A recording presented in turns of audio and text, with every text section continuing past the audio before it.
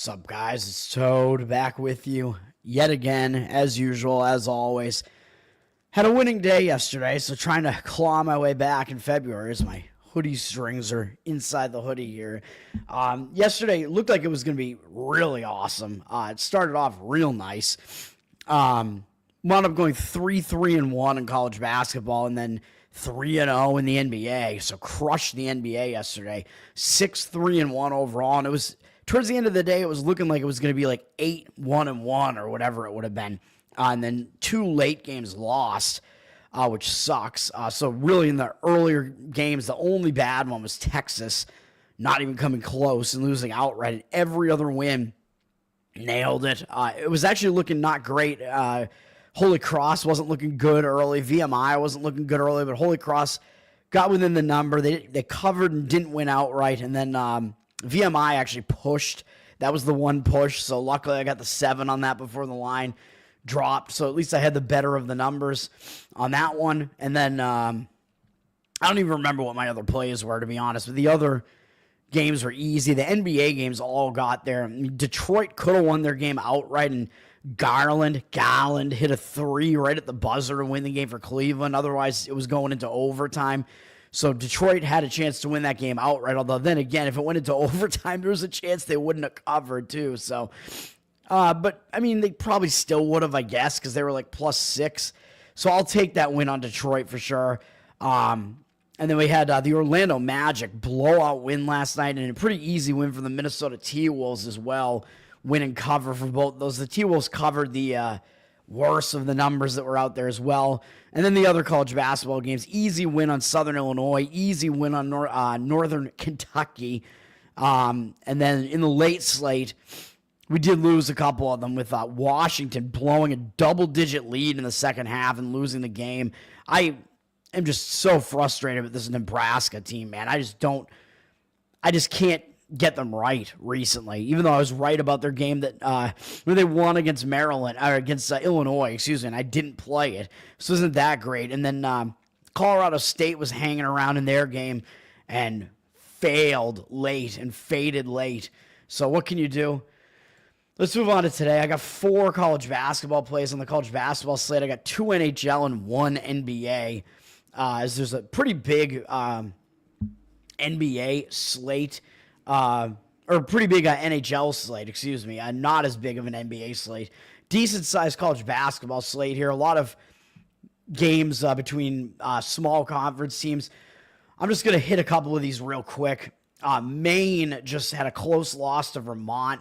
I mean, Maine is trying to become like one of the class teams in the American East this year, and Vermont is kind of down this year. So that was a big game, trying to beat the former like big guy in the conference, and Maine was not able to do that. So coming off that game, maybe a little bit of a bad spot for them. They're playing NJIT, who they already beat on the road by double digits. So I don't love the spot that Maine is in, but they are laying double digits in this game. NJIT did just lose to Bryant at home, but they lost pretty badly. So slightly into NJIT there, but this is not a play for me. It is down from 12.5 to 12 on Maine. So the line, the money does look like it's coming in a little bit against Maine in that spot, but I don't think it's that strong a spot. We do have Maryland playing against Ohio State in one of the bigger conference games today. Maryland, deservedly so, is now ranked at 18. They just beat Wisconsin. Big win for Maryland there. Now they go out on the road to face Ohio State, and this is going to be their 3rd road game in the last 4 days, and they've won 3 games in a row, including beating Illinois and Wisconsin.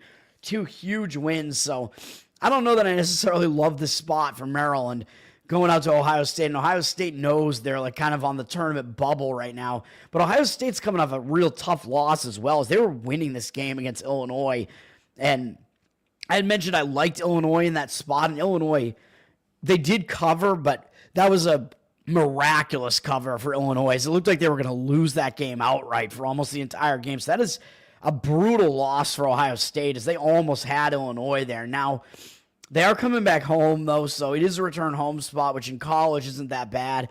So I do expect a focused effort for Ohio State still, but coming off that game, they might be a little bit tired, man.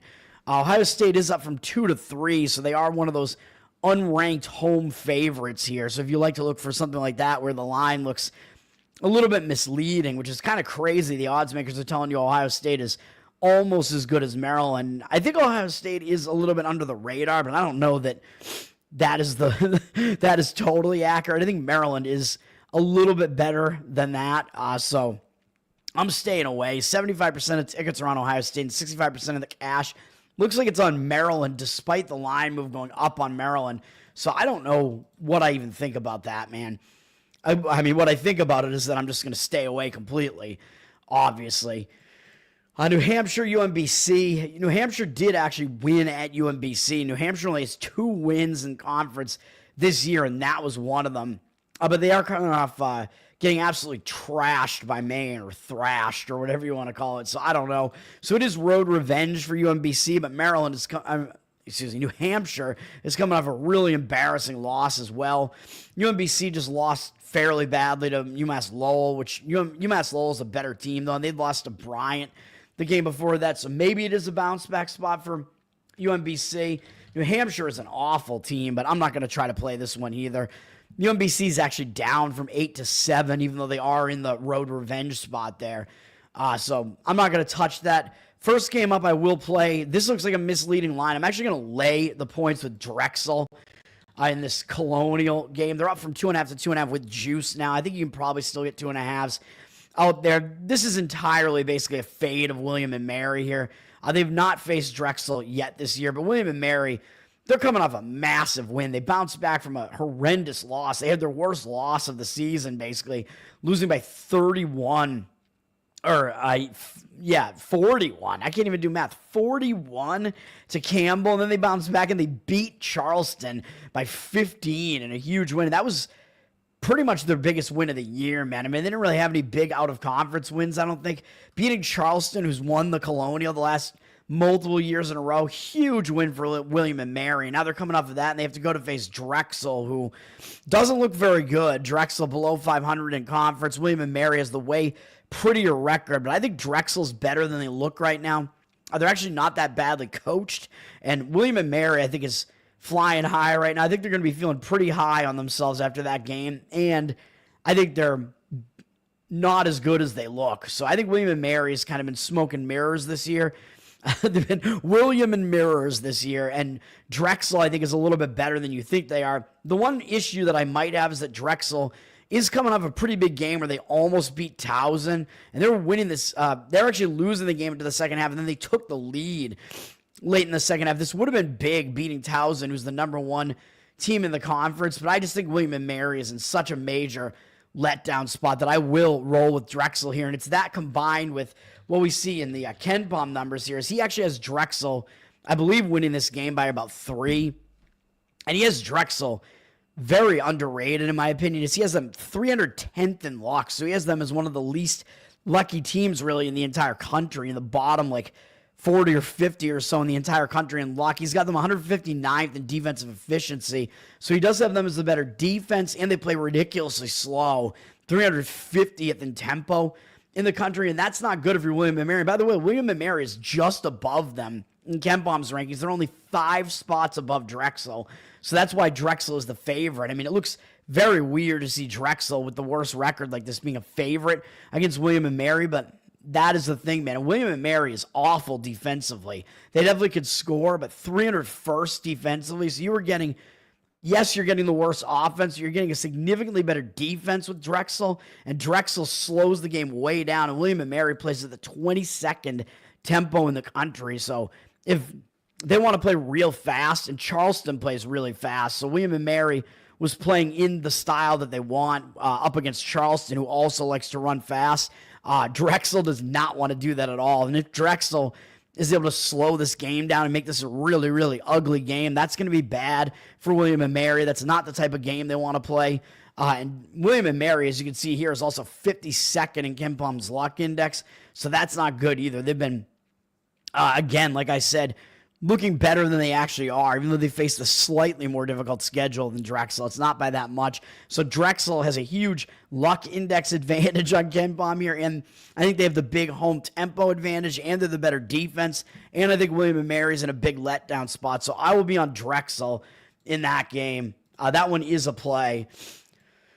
And again, the only hesitation that I might have is that Drexel themselves are coming off that big game where they almost won, but I don't think it's good enough. I don't think that's a strong enough situation to look at to be like, oh yeah, I want to just now fade them. No, William and Mary is absolutely fadeable in that spot. Iona and Mount St. Mary's is a game that looks weird because you got Mount St. Mary's with a nice winning record. Iona basically the inverse of that, even though they have the same conference record. Iona with the flip side of that, but Iona faced the more difficult out-of-conference schedule, and the odds makers are telling you that Iona is enough the better team here that they're only a 1.5-point dog at Mount St. Mary's, and they got 91% of the cash on them and 50% of the tickets. So the money looks like it is coming in on Iona. I'm not going to play this game, but I agree with Iona. In this one, Iona's coming off a pretty easy win over Fairfield. And I guess this is their only game that they're playing against Mount St. Mary's this year. I guess they're only playing them once. But Mount St. Mary's, they're coming off beating Merrimack, and then they didn't suffer the letdown, and they blasted St. Peter's in a game where I thought St. Peter's was the right call in that one. Now they're facing Iona. This is really just kind of about how the line is misleading and how it's basically a pick-the-winner situation. It looks almost too easy to take Mount St. Mary's with the better record there, but I wouldn't do that. I would lean to Iona, who actually are the better team, and they've been a really good team in this conference for a while in the MEAC. And speaking of the MEAC, St. Peter's, I'm going right back to the well, and I'm going to be on St. Peter's +5 in this one. I'm going to fade Siena for a bunch of reasons in this spot, but Siena, they're coming off 3 huge games in a row, actually 5 huge games in a row. What am I even saying? Going all the way back to when they beat Merrimack, lost to Merrimack. They lost to Merrimack on the road in a close game. Merrimack has been atop this conference like basically all year. That was a big game. They came off of that. They beat Mount St. Mary's pretty easily by double digits. Again, Mount St. Mary's maybe not as good as they look, but a big win because Mount St. Mary's has been doing well in conference. Then they turned around, had to go back out on the road, played a tough competitive game against Iona and lost the game. And I think I might have been on Iona in that game. Iona, again, better than they actually look. That was a tough game, and Iona is just a name team in this conference and has been for a while. Then they stayed on the road and played another competitive game against Marist, who's right at the top of the conference and has a really nice-looking record. Although I think Quinnipiac is probably actually the best team in the conference. And then Siena went and beat them in their last game as well. And Quinnipiac was a one-loss team in the conference. I think they were in the top spot in the conference, and Siena knocked them out of that. And now after all those huge games, they stepped down and they faced St. Peter's. And I think this may be the only time they faced St. Peter's this year. Let me see. Yeah, this is their only game against St. Peter's. I know St. Peter's has the name because they made that ridiculous run in the tournament a couple of years ago. This is not the same team as it was then. St. Peter's has been awful this year. This is the battle of the Saints, by the way. The Siena Saints against St. Peter's, against the Peacocks. St. Peter's only has 2 wins in the conference, so I think it is potentially a spot where Siena's just going to overlook them. And Ryder is right behind them in conference standings, and that's their next opponent. Ryder is 1 game behind them in the standings, so that game might mean a little bit more to them. To St. Peter's, I just think it's a bad spot after a huge run of games that Siena has had. Now they get St. Peter's, and like I said, St. Peter's is off another bad loss. Or I thought they were in a decent spot to play well against Mount St. Mary's, and they did not do well in that game. Now they get to go back out on the road. I mean, I think this has got to be a bounce-back spot after 3 straight losses where they haven't been that good. I think you're going to get an effort out of St. Peter's in this one. And the other thing I like about this is that even though, yes, Siena is the better team, I believe Ken Baum only has them winning this game by, I think he may have this game right at 5. But Siena, they do play a slower tempo this year, although they're known for running a little bit. They're at 244th in tempo. They're 226th in defense. So this is what I'm looking at here. St. Peter's, even though, they really struggle to score, they do have the better defense at 154th. So they are the better defense. The luck index, both teams are basically about the same. But St. Peter's also plays the 355th tempo. So they're literally one of the 2 slowest teams in the entire nation, tempo-wise. Or no, one of the 10 slowest, I guess. They're looking at 360, whatever. But they are one of the absolute slowest teams. And Siena is known for being a team that runs a little bit more. They used to under whatever coach they had back They had some coach that's actually pretty well known back in those days where they had Rossiter on their team and whoever else. They had those tournament runs that they made with Siena there. I forget, but Siena was known as being a running team. They're not as much so now, but they do not like to play as slow as St. Peter's does. So you're getting a St. Peter's team that tries to play really slow, even though I know this game is at Siena. Siena doesn't play particularly fast either. You're getting a team that likes to slow it down even more, and they're the better of the two defenses, and they're in the better spot, and they're getting points. So I will take the points with St. Peter's in that one, and that is the play in that game. All right. Next up, Middle Tennessee and Jacksonville State. That will be a good game in this conference. I don't know how I want to read this game, but Jacksonville State's sitting at a 2-point home favorite, so odds makers are telling you Middle Tennessee is a slightly better team in that one. Those two teams are actually the top two teams in records in the CUSA right now, even though I think Liberty is actually the best team in this conference. Middle Tennessee just had a few big games in a row against Louisiana Tech. New Mexico State lost close in both of them, and they beat UTEP, who was in the top spot in the conference for a little while, knocked them down. Now they get Jacksonville State, who I believe they haven't even played yet this year. Is that right? Let me see.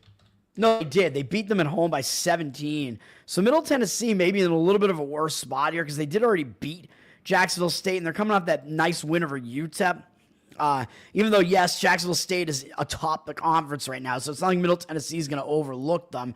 Jacksonville State also, they're in a spot that's tricky as well because they just beat Liberty, which is a huge win. That was probably their biggest win of the entire season. I think I might have been on Jacksonville State in that one. I don't remember. Was I? Or at least I leaned that way. So I don't know. So Jacksonville State's actually off kind of like their biggest win of the year, so it almost becomes like a letdown spot for Jacksonville State in this spot, although it can't really be because both teams are atop the conference. They're playing each other, and Jacksonville State lost to Middle Tennessee already once, which is one of their only two conference losses. So you're going to see both teams show up in this one, and I don't know how it's going to go, man, but I don't know if Jacksonville State's going to be able to pull off two big wins in a row like this, but they are home. They are the favorite. I'm not going to touch that one, but in this conference, I am touching Kennesaw State. I'm touching them, baby. I think this is a bad spot for Western Kentucky. Western Kentucky already beat Kennesaw by 16 at home. Easy win for them. And now Western Kentucky, they're coming off 3 straight wins. They beat UTEP, who, like I said, was in one of the top spots in the conference for a while, though they're not actually one of the best teams in the conference. But Western Kentucky also then just put up 101 points against New Mexico State. That is insane, dude. They just put up over 100 points in a game between two Division I teams. You don't see that very often, especially you don't see it when a team runs away with it. Sometimes you'll see like Alabama will play some game against another fast-paced team where both teams will get close to 100, but 101 to 69 is just absurd. So Western Kentucky, they might be feeling pretty high on themselves, scoring 100 points on a 3-game win streak. Now playing Kennesaw, who they already beat once. And who do they have up next? Oh, yeah, they got Jacksonville State and Middle Tennessee, those two teams I just mentioned who are both atop the conference right now. So they might look right past Kennesaw in this spot. And Kennesaw is actually laying points. Like I said, they're actually the favorite, even though they're not the better team. They have the slightly worse record. It might look a little too easy to try to grab the points with Western Kentucky here, even though the odds makers are still agreeing that Western Kentucky is the slightly better team. In this spot, I like Kennesaw. Kennesaw is up from 1 to 1.5 with juice. The line is moving on them early. And again, I agree with this. Kennesaw, I know they're up high in luck. Both of these teams, I think, are pretty high in the luck index. So I'm just going to kind of ignore that. I believe he has Kennesaw.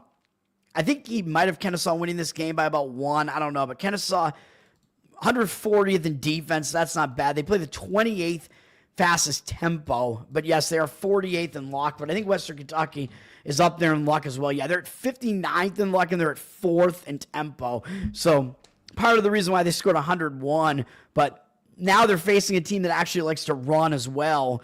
Both teams actually are good defensively, which is crazy. So you got two teams that like to play really fast. Ken Plum is saying both teams are better than they look, and they both play defense, which is bizarre.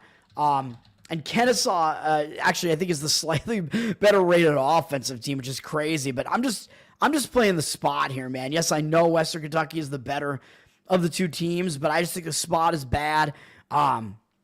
Even though Kennesaw likes to run, and that is the style that Western Kentucky does like to play.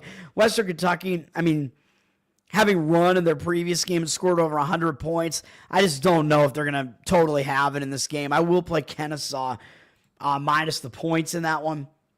All right. What else we got? We have SEMO and Morehead State in the OVC, which is a game between two of the teams close to the top of this conference, which is just interesting to me. Morehead's up from 2 to 2.5, so the odds makers are telling you this is a pretty close game and that Morehead isn't even getting a full home court there, even though they are the team that keeps winning this conference. So we'll see how that goes.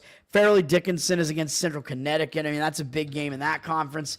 Central Connecticut's actually up from 8.5 to 9.5, so odds makers are telling you they're significantly better than Fairleigh Dickinson, even though Fairleigh Dickinson is right behind them in the conference. The odds makers are telling you who the better team really is there.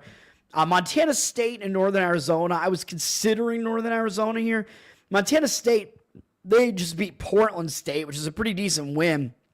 Portland State was in like the second spot in the conference for a little while. They're sitting in third, although I don't think they're really that good. So I don't know how great that win really is for Montana State. Now they go on the road to face Northern Arizona, who they already beat at home, only by 5, though, so not that great of a game. But they do have Northern Colorado up next, who is definitely the best team in this conference and sitting atop the conference. So it could be a little bit of a look ahead. It's against a team they've already faced once. Northern Arizona coming off a fairly ugly loss to Weber State, and maybe that was understandable. A fourth straight road game after they had to face Northern Colorado the game before that. And they were in that Northern Colorado game for like probably about half of it for a little while, so it was a bad spot. They lost to Weber State, who has been a better team in this conference for a while, but isn't this year, so not a really good game there. And they'd already beat Weber State the other time they played them. So this looks like a bounce-back spot for Northern Arizona, and they did lose their last home game pretty badly to Portland State. And people might look at this, oh, Montana State just beat Portland State, who beat Northern Arizona, and you're giving me like a point with Montana State. It looks kind of easy to take Montana State here. And Montana State already beat Northern Arizona. Yeah, so again, it looks pretty easy to take Northern Arizona. Northern Arizona does have Montana up next, who's in second in the conference. So I don't know if that's going to be a look ahead at all. I like Northern Arizona in this one, but I kept it off my card. Yes, they're sitting at a 1-point favorite, like I said, which looks a little bit misleading because Montana State, you would think, is the better team, and they are, but not by that much, as the odds makers are telling you. Because Northern Arizona is not getting the full home court, but they're saying this game is close. But KenPom does have Northern Arizona kind of up there in the luck index. I don't quite want to do it, and with them having Montana next, I'll just stay away. And Montana is actually facing Northern Colorado, by the way. So that's a big game as well atop this conference. Northern Colorado actually went into Montana and smoked them earlier in the season, 81-57. So they, even though this is a big game, they might actually take Montana a little bit lightly because of that. So I would kind of lean to grabbing the points with Montana here. But the odds makers are telling you Northern Colorado is the better team as they're laying 7 at home, even though it looks like it might be a more competitive game than that.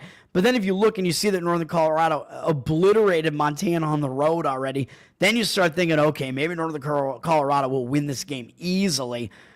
So then I start to lean to the Montana side just because it is that road revenge angle for a really disgusting home loss earlier in the season. And they're probably going to be highly motivated to try to even up the season series. Northern Colorado down from 7 to 6.5. So I do lean to the Montana side there, but I do know that they are not the better team there. So that's how I look at that. Utah Valley is coming off a real difficult game against Grand Canyon that ended this long win streak of theirs. They had not lost since December 14th. So I don't think Utah Valley's used to this. So I think they're going to be hung over coming into this game against Texas Arlington, who, by the way, they also already beat on the road. So it's a little bit of a road revenge angle for Texas Arlington here. And Utah Valley does have Tarleton State next, who's right behind them in conference. UT Arlington, on the other hand, they just barely beat Utah Tech as a 9.5-point favorite. They almost lost this game to Utah Tech, and maybe they were like looking ahead to this. I don't know. This actually kind of makes me want to play UT Arlington in this game. I mean, this is not a good spot for Utah Valley here, man. Let me see. Utah Valley, sitting at 6.5. I think KenPom probably has this around that. He has Utah Valley. I know he has them as way overrated. They're really not that good. Let me see. 24th in luck index. That's pretty bad. He does have them at 80th overall. They play the 111th tempo. Let me see. He's got UT Arlington. They play slower, so they may try to slow this game down. They're awful defensively, but they do score. So that's kind of weird that the slower team is worse defensively. UT Arlington is the better offensive team. This one significantly, but the worst defense. Let me see. They try to slow the game. Now, Utah Valley is going to try to speed up. They're way down in luck, though, at 270th. And KenPom is telling you that Utah Valley is a little bit overrated. Utah Valley has played the more difficult schedule, but do I want to add this to my card? Am I going to add UT Arlington?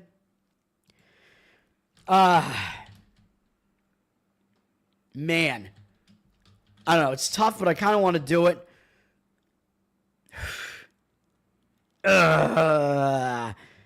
No, I'll stay away, but man, that is close to being a play for me. I'll keep my original games, and I'm going to be pissed if they cover.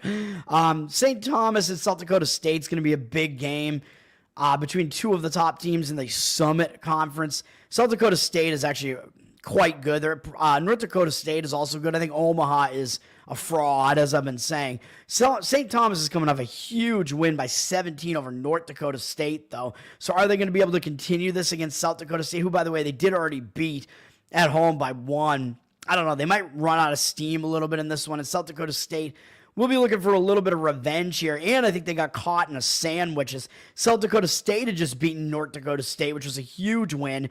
Had a second straight road game at North Dakota. Bad spot with St. Thomas and Omaha both up next. So that was a pretty big sandwich spot, which explains why South Dakota State lost that game.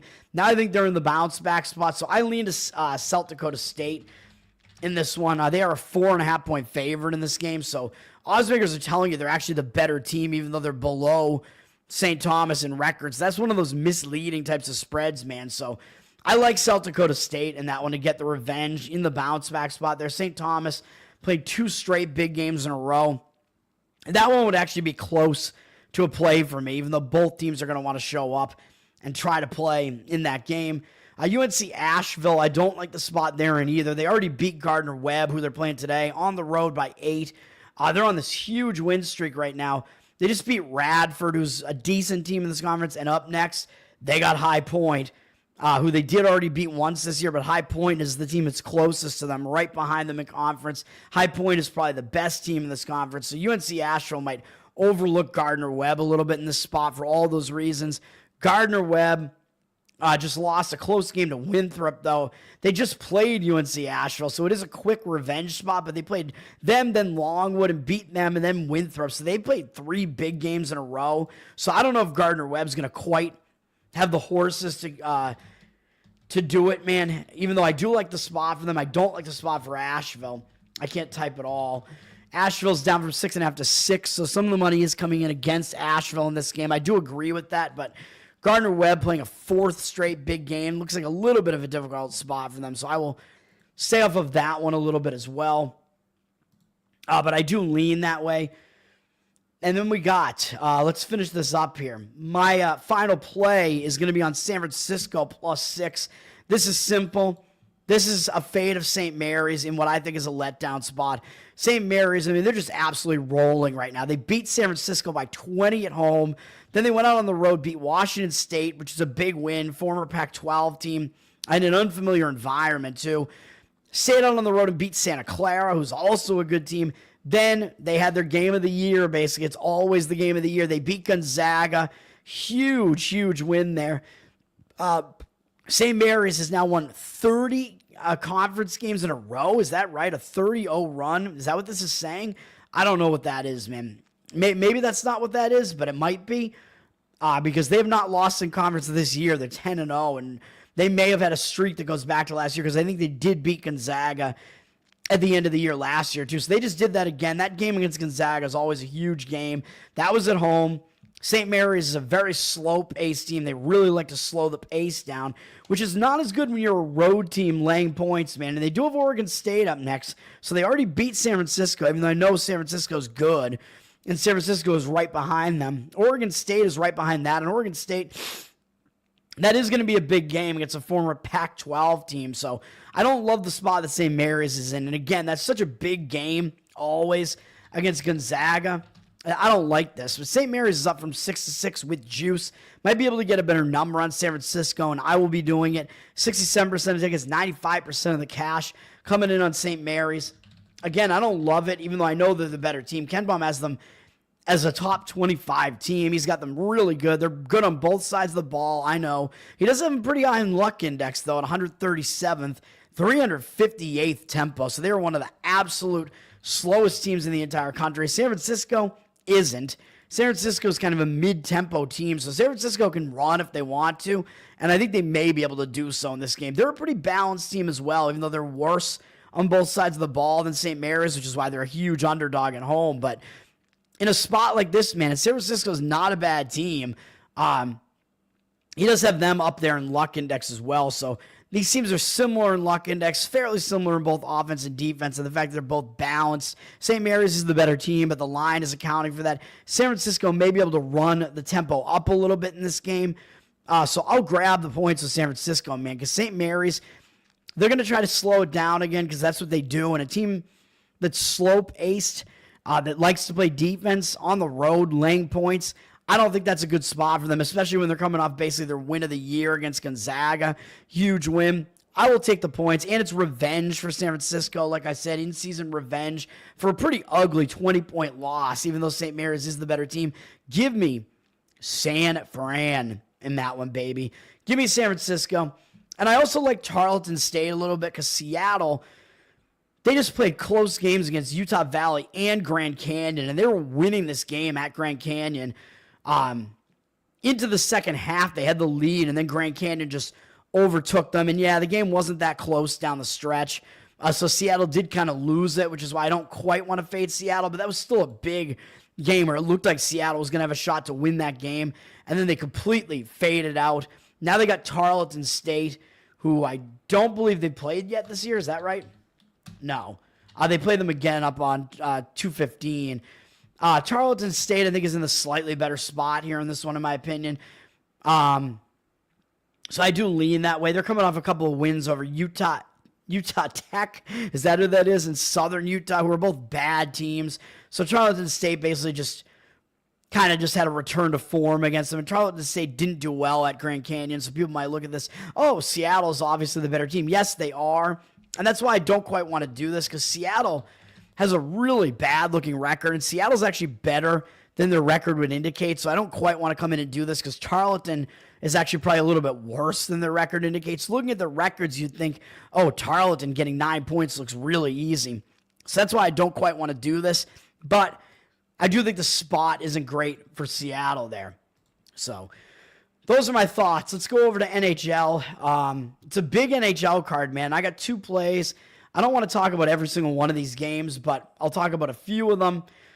Tampa Bay is in just kind of this weird zigzag type of spot where they just beat Ottawa in the same matchup, in the same venue in Tampa. So does that mean it's going to be a little bit of a zigzag and Ottawa's going to make some adjustments and play better in this one? Maybe.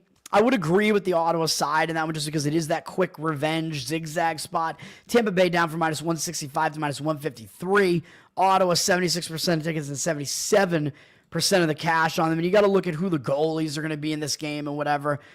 Tampa, I mean, they have Vasilevsky, who's one of the best goaltenders out there, and he's played 3 games in a row, so it is possible they decide to rest him in this game after beating Ottawa the first time. It may be Johansson in this one, so you may see Tampa going to their lesser goalie in this one too, which may be part of the reason why the line's moving towards Ottawa, but I do agree with the Ottawa side and the zigzag. I don't think it's that strong, though.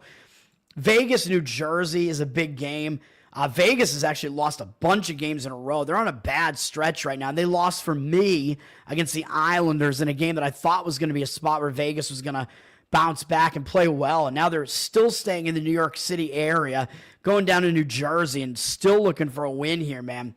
So Maybe a spot where Vegas finally is able to end that loss streak. New Jersey just won in a shootout at Pittsburgh, and now they're returning from a road trip, although it was only a quick 2-game road trip that only took them to Buffalo and Pittsburgh. So it's not really a bad spot for New Jersey either, but I think Vegas may be a bit more of the desperate team right now, having lost so many games in a row.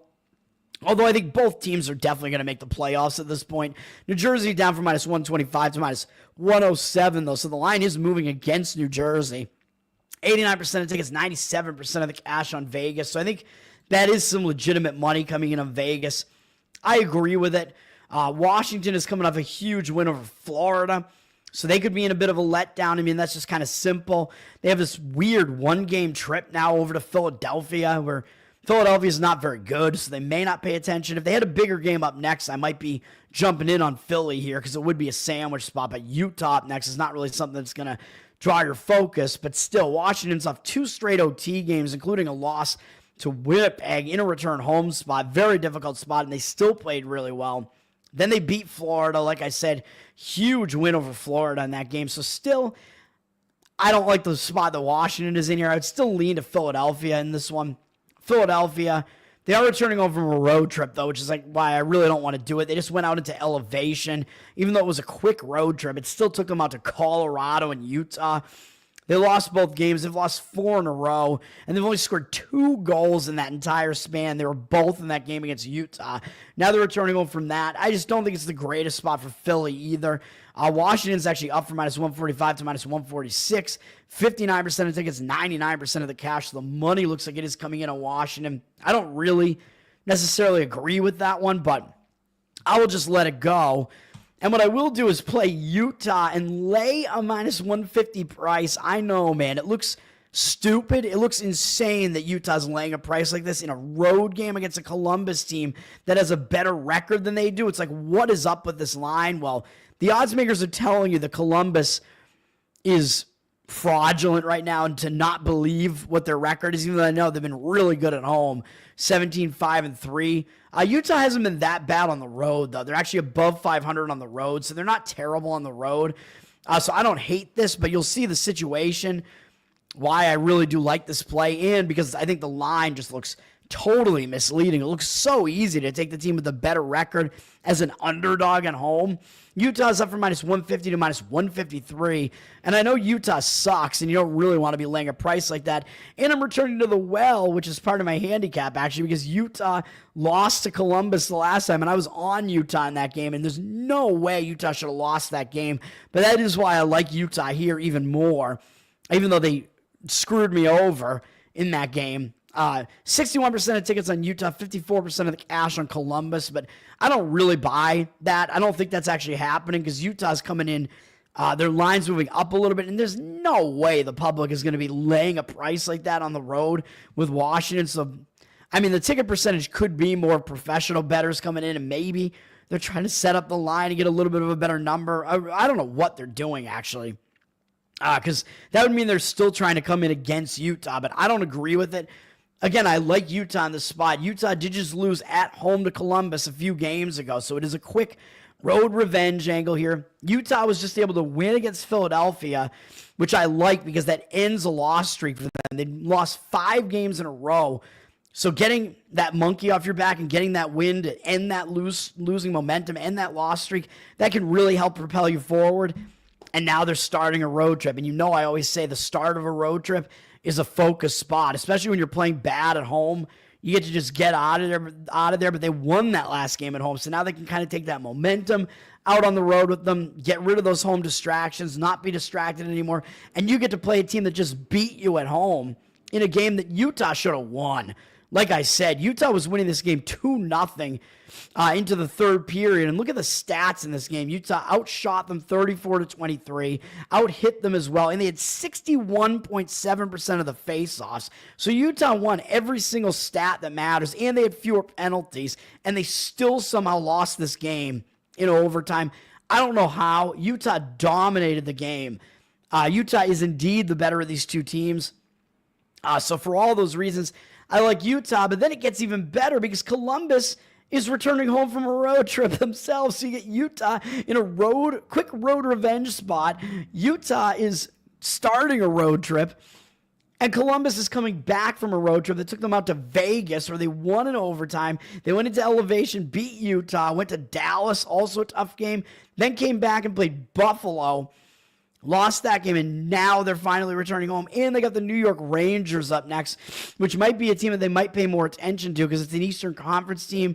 It's a team that's still pretty good and has a lot of name recognition at the very least and is in the playoff hunt still at the very least. It's the New York Rangers. And Columbus already just beat Utah, like I said, on that road trip, even though they probably know that they got away with one there, but still they won the game.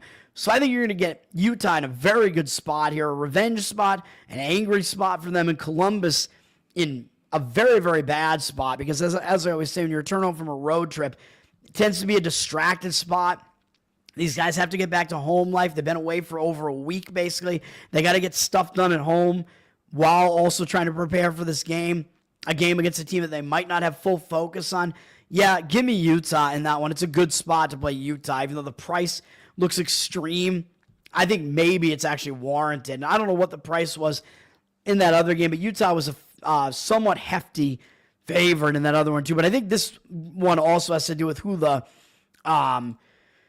goaltender is going to be in for Columbus. It may not be their better goalie, who is Merzlikins, I think is their better goalie. Elvis Merzlikins, he is their better goalie, and it might be a game where he gets rested because they've been playing him pretty consistently. They've been giving him 2 games and then putting Tarasov in, so it may be Tarasov in this one, so that would be a downgrade actually for Columbus as well. So yeah, give me Utah in that one. Carolina's at Minnesota. That's one of the big games here of the day. Carolina coming off that loss to Winnipeg 3-0 in a shutout, where I actually thought Carolina was in the better spot there. And I said I was mad I didn't play that because the line agreed with me and it moved up on Carolina. And man, Carolina did not have a good game there. So I think they're in a bit of a bounce back spot pretty much, even though that was a big game. They got shut out in that game, and now they're staying in the area, going from Winnipeg to Minnesota. Not a huge amount of travel between those two locations, whereas Minnesota's been on the road since January 26th, and they're returning home from this long-ass road trip, so they could be in a distracted spot. Just like I said with Columbus, you go on the road like this for that long, you return back home, you got stuff to do at home, man. You got to get back to family life. The only issue I have with this is that Carolina's a good enough team that Minnesota may still pay attention to them. So that's the only issue. I do like Carolina here. You are laying a big road price down from -170 to -169. You got to think the public is going to be looking at this and thinking, oh, but Minnesota has a way better record. They just lost to Boston. They're returning home. So they've scored no goals in the last 2 games. So it's got to be a bounce back, right, from Minnesota here because they're returning home now, right? But that's not really the way that it works. The odds makers are telling you Carolina is a significantly better team. I've been hammering at home that Minnesota is not as good as their record indicates. They're kind of a fraudulent team, just like Minnesota's football team was. Carolina is indeed the better team, so the public's coming in on Minnesota. 73% of tickets, 75% of the cash, though. But I don't know if I buy that. I would only look to the Carolina side in that game, and that's the way I would look. I don't love the spot Colorado is in either. The Avs are coming off a loss to Vancouver, yeah, but they do have Edmonton up next tomorrow, which is a bit of a look-ahead spot, even though, yes, they are coming off getting shut out, but they may overlook Calgary in the spot just because Edmonton is such a big game up next, so we will see what happens there.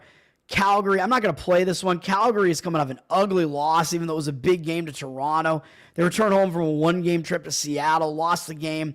Now they got Colorado here, which is a big game for them, so I do lean to Calgary in this game. I won't play it, but the line seems to be moving in agreement with that, down from -170 to -157 on Colorado. You consider taking the shot with Calgary in this one, but I don't quite trust Calgary enough. But 67% of tickets, 100% of the cash on Colorado. I don't know if that cash percentage is realistic because the line's actually moving down on them. In agreement with me. If Colorado had a bigger game up next or something and the situation was a little bit worse, I'd probably be grabbing Calgary. But I think you are getting a nice underdog price with Calgary at the very least. And the last game I am actually playing is I'm going to have a split bet on the awful San Jose Sharks. +1.5 puck line at -160 and the other half +160 money line, excuse me. So if they get within that 1 goal mark there and only lose by 1 goal, the bet will still at least be a slight winner. But I want to scoop the bet, obviously. And I think there's a decent shot that San Jose actually is able to win this one. Vancouver just won against Colorado. Huge win after playing Dallas and then returning home. They lost to Dallas, but big game nonetheless. Return home, had an overtime loss to Detroit, bounce back, shut out Colorado. Now they go back out on the road down to San Jose from Vancouver, down to San Jose for just 1 game against this awful Sharks team. Are they really gonna want to travel down to San Jose to play them for this 1 game? And then up next, they got Toronto and then a huge break. I think it must be the All-Star break or something. And then Vegas. But even if you don't count Vegas being up after that, Toronto is still a much bigger game as well. So I think they could easily overlook the Sharks in this spot. And I think the Sharks are maybe in a decent spot to get something going here, man. Because the Sharks, yeah, they've been horrible recently. They've lost a lot of games here. They were playing a bit better for a while. They made that goaltender swap with Colorado. I think they haven't been very good, but they've been playing some decent teams in the mix here. They did get that win a couple games ago against Pittsburgh. Since then, yeah, they've played 2 bad games. They've given up a lot of goals recently. So I think San Jose's got to be back to focused on defense here, man. They got Vancouver coming into their place. They just lost to Montreal at home. You got to think San Jose is going to try to play a little bit better and get this one, man. With a team like Vancouver coming into their place. Vancouver, again, they're in a bad spot. San Jose, as bad as they've been playing, I think they got to be a bit more focused on defense when it comes down to it. Vancouver's up from -185 to -193, but they're very public. 88% of tickets, 99% of the cash. So it looks like the money's coming in on Vancouver for the time being, but I say no way on that one. Vancouver, yeah, I mean, they're just in a pretty bad spot here, in my opinion. It's a pretty big line, so I'll take the shot with San Jose and hope they at least get within that 1 goal there. And then we got NBA before we get out of here. The first game up is the game that I have a play in, which is my Boston Celtics. And I got the backwards hat because I'm going to fade them in this spot. I'm going to play Dallas. I think this is a spot where you got to grab the points with Dallas. It looks like one of those spots where the Celtics are not going to have one of their better games. Celtics down from -10.5 to -10. 94% of tickets, 95% of the cash. But they're ridiculously public. I don't think the cash percentage is going to wind up on them. The line's moving down a little bit. And this does look like kind of a big line, man, against a Dallas team that still is pretty talented. But what are the Celtics doing? They're returning home from a road trip. They've been away for almost a week. And they had a successful road trip, sweeping the road trip. Not only that, but they finished the road trip with a win over Cleveland, who was their main nemesis in the Eastern Conference at this point. Huge win for the Celtics. And now they're returning home from that. Again, they're going to have stuff to do at home. And they're playing Dallas, who, by the way, the Celtics already beat Dallas on the road in Dallas on January 25th. Dallas is still looking for finals revenge here, and I think this is their last chance to get it because I think they only play twice this season, right? Yep. So Dallas only has 1 more shot to get it. This is the last shot for Dallas to get revenge on the Celtics for the finals. So it's a big game for Dallas, not as big a game for the Celtics. They may overlook Dallas because they already beat them by double digits on the road, and the Celtics have the New York Knicks up next to her. One of their primary concerns in the Eastern Conference. They're one of the best teams in the Eastern Conference. So that is a big game, too. I think it's a sandwich spot. Plus, it's a return home spot. Plus, it's Dallas in big-time revenge for 2 reasons now. Quick road revenge and finals revenge for Dallas. So I like Dallas in the spot, man. They're still a pretty talented team, and they're getting a ton of points here. And Dallas, yeah, I know they're playing on a road trip, and they've been on the road for a while, but they've at least had days off between every game on the road trip, so they're not playing as tight a schedule as you might expect on a road trip. They just lost again at Philadelphia, man, and I took Dallas in that game. I think it was Embiid's return in that game, and yeah, Dallas did play a good game. They played a tough game. They were winning the game. Maybe they should have won the game, I know, but it's not like Dallas is going to not show up for a game against Boston, man. So I think Dallas is going to show up here. They're going to try to salvage the last game of the road trip at the very least. They're getting a ton of points. Boston is in a terrible spot. Oh, and by the way, Boston just beat Cleveland on the road. And what did Dallas do? They lost to Cleveland by 43 points. So the public's only going to go one way on this. Oh, Boston has dominated Dallas. Boston beat Cleveland, and Cleveland crushed Dallas. Boston, of course, is going to kill Dallas here, right? And Boston already did that on the road. So it's going to be easy. They're going to win by 20, whatever, at home, right? Nope. It doesn't work that way. If I know my Boston Celtics, I don't think they're going to have a good game in this one. I'll play Dallas. The one issue maybe, you got to look at the injury reports. The Celtics are a very healthy team right now. In the return home spot, I don't know if maybe they're going to decide to rest somebody. Drew Holiday is the only guy on the injury report. They may decide to rest him, although the Celtics are so deep, doesn't even matter that much if they rest somebody. But then you look at the Mavs, they're without P.J. Washington for another game, who is a key component for them. Yes, I know. They've been without Lively for a long time, so that's not going to change. Caleb Martin is still out as well. He's kind of a role player. They're a decent player, but they don't really need him. And Powell is still out. But Dallas was playing without all those guys in the last game, too.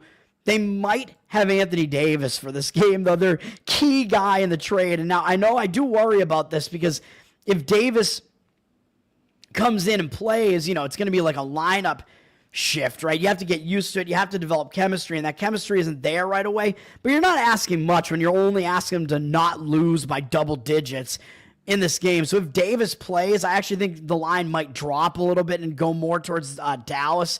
So I think you're probably getting the better number if you play it closer to now than if you wait.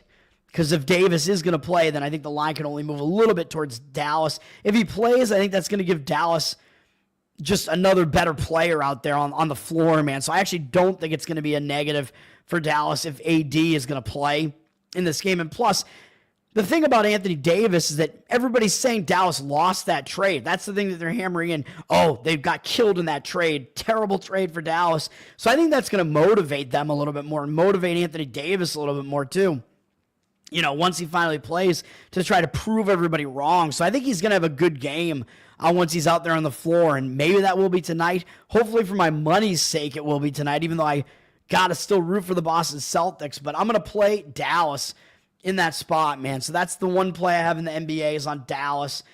Houston is at Minnesota. I don't think Minnesota's in a very good spot here, man, but the market looks like it doesn't agree with me on this. Houston's lost 4 games in a row, 2 of them to Brooklyn, inexplicably, and they went on the road and they still lost to Brooklyn again, but it was on a back-to-back, a 3rd game in 4 days. That was not the easiest spot. So now it's still not the easiest spot for them because they're in a 4th game in 6 days or whatever, all in different cities, so that's not easy either. So it is still a difficult spot. It's actually a 5th game in 8 days, too, and a 7th game in 11 days, I think, too, and actually an 8th game in 13 days, too. So it's a very, very tight schedule for Houston. So I think that's why the money is going against them, because otherwise I'd be like, yeah, Houston is in a bounce-back spot here, man. Losing to Brooklyn, terrible loss, inexplicable loss, but Houston is at such a rest disadvantage because they've been playing so many games.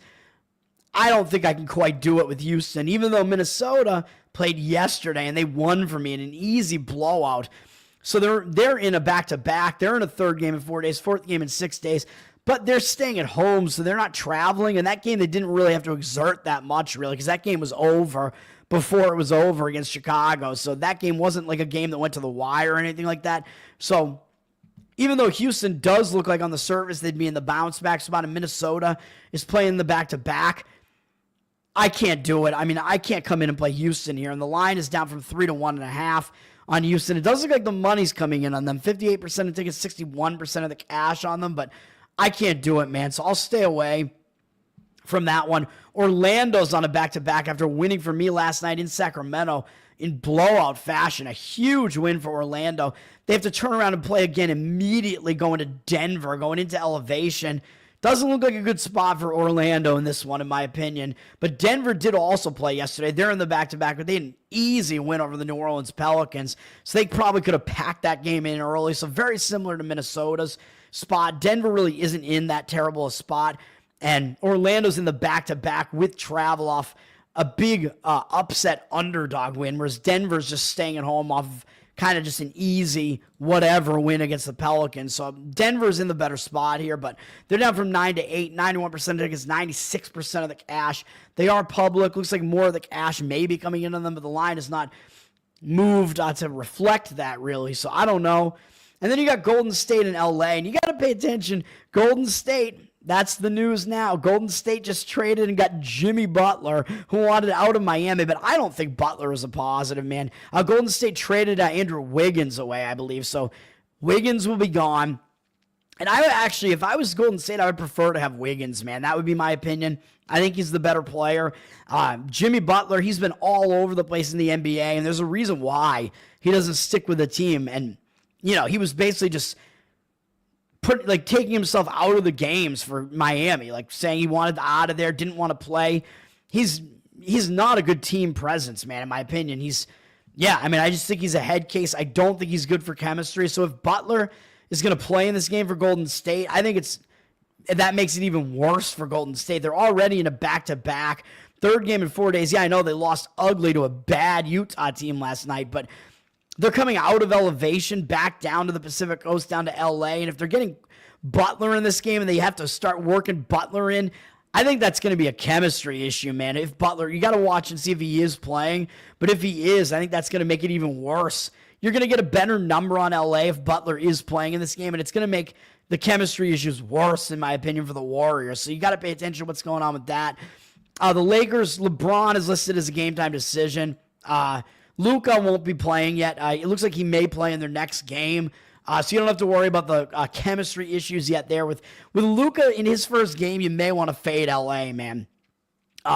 Because everybody's hyping him up. Oh, it's the way better part of the trade. It's going to be a chemistry issue, in my opinion. I don't know how good Luka's really going to be coming off that extended absence where he hasn't played in such a long time. That's not going to happen in this game, though. So LeBron, based on this line with LA being a big favorite, I'm expecting LeBron is playing in this game. And again, like I said, you could probably wait on this because if Butler is playing, the line is probably going to go back down towards the Warriors. It has moved up on the Lakers, though, from 6.5 to 7.5 with juice. Money has come in on the Lakers, and I agree with that side. 82% of tickets, 89% of the cash on the Lakers.